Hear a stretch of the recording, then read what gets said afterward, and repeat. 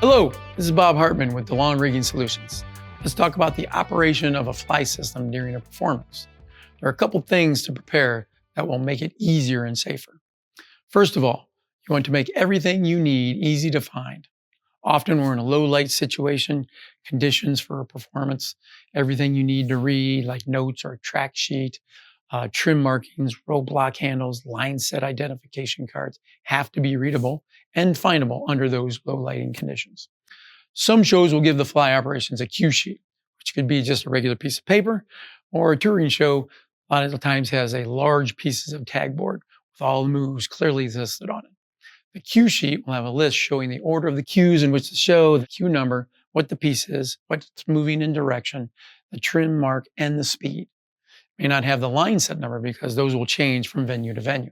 Remember, not all counterweight systems are the same. Some are 6 inches apart and some are 8 inches apart. Some others can have even bigger distances. If you can, jot the line set numbers down. You'll need in order to use a paper clip or a laundry clip to keep track of where you are. Many touring track boards will have a spot label, line set numbers, and something like a clothesline clip to move along the board where you are in the run of the show. If there's more than one operator, it's usually a good idea to decide who's responsible for which group of line sets, so you're not tripping over each other.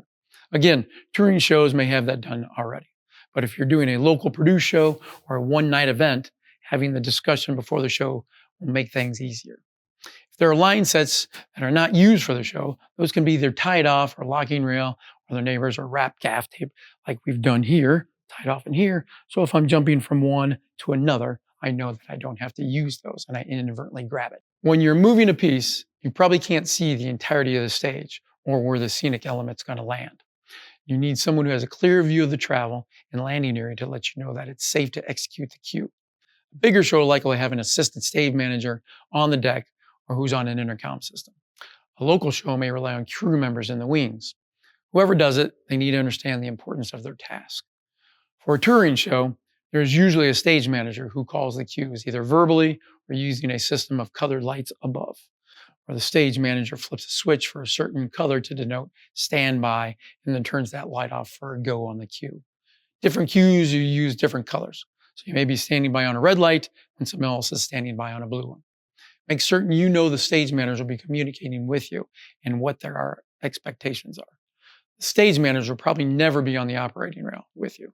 So talking with them so they know what you need to know to be able to do the moves safely is helpful to everybody.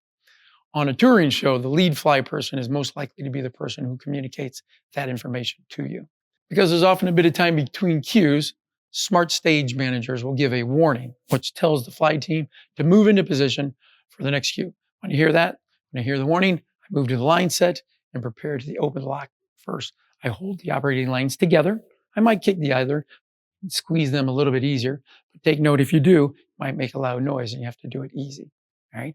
Once you have those secured, slowly open up the lock without making noise. I watch the standby center light to come on and then quietly maybe lift off a ring if I need to.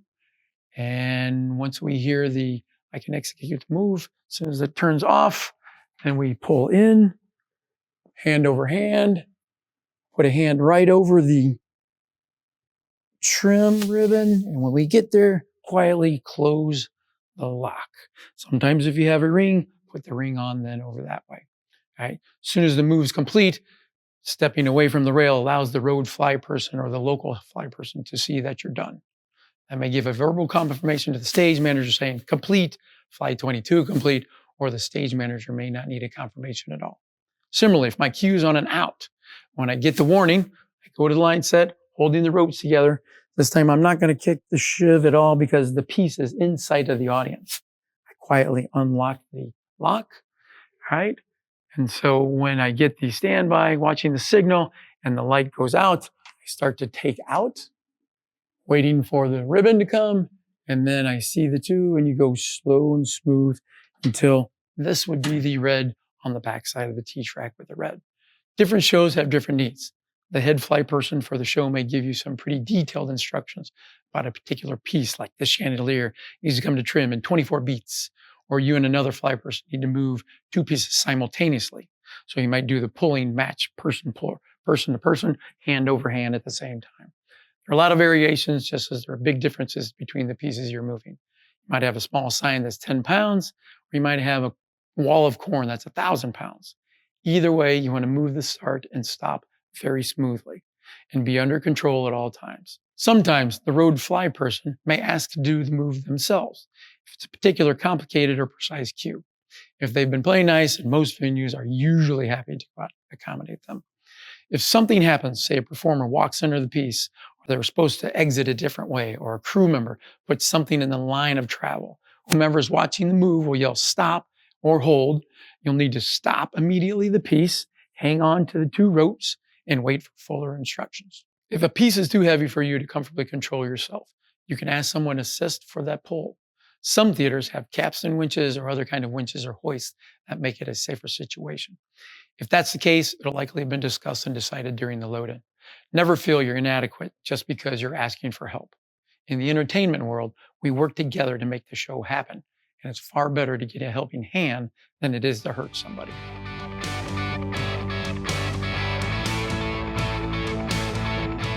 Please remember that DeLong Rigging Solutions one-shot training videos are meant as general information. Every system is different, every venue has different procedures, and even the same show in different places have different needs. All statements made make certain assumptions about systems and venue similarities. Nothing can replace on-site training with a qualified individual. If you ever have a question or concern about rigging, do not hesitate to reach out to us or another qualified vendor in your area.